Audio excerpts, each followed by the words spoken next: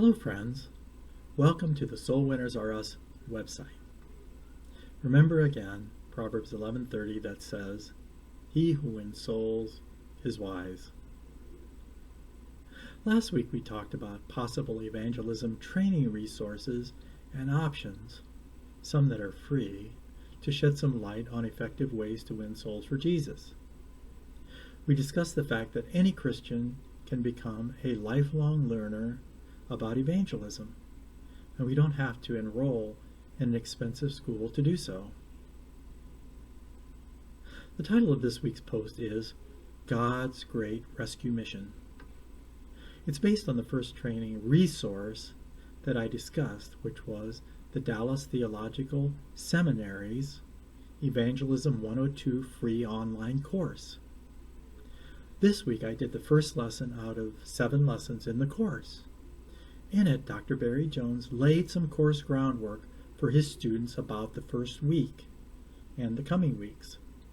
Before getting into the heart of the lesson, Dr. Jones made some key points that the course was more about evangelism education than it was about evangelism methods.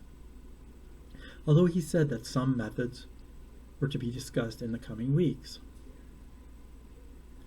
He used evangelism word associations to identify the bad rap that evangelism sometimes gets.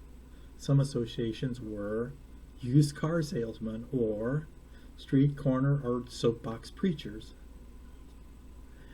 Dr. Jones also discussed the fallacy that extroverts have an advantage in evangelism over introverts.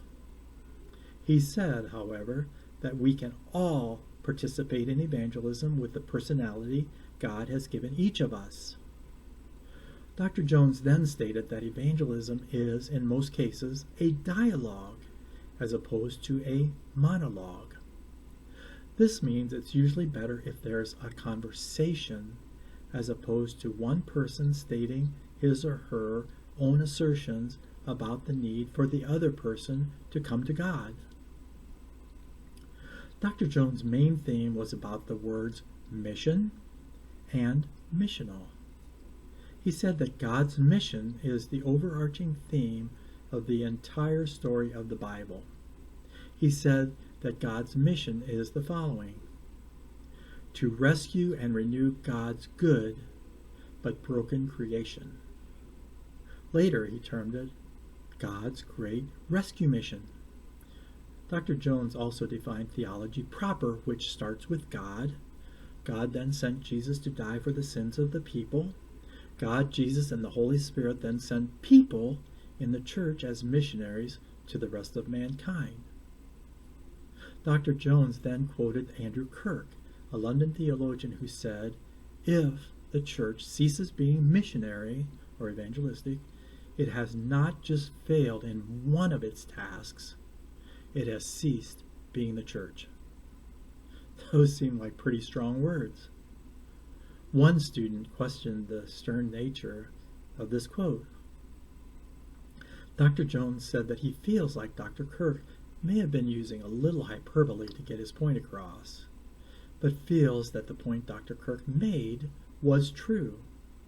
His point was, if the church isn't evangelistic, it essentially ceases being the church performing God's intended mission.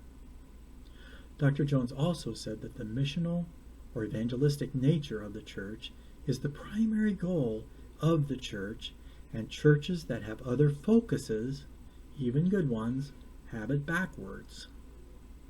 He said that focuses such as worship, community or small groups, and even discipleship are good, but they don't usually lead us to be missional or evangelistic. But on the other hand, being missional or evangelistic usually does lead us to worship, community, and discipleship. I'm not going to get into all the details of the entire lesson in this post, as it would take too much time. I'm planning to post each week after studying and hopefully passing each lesson.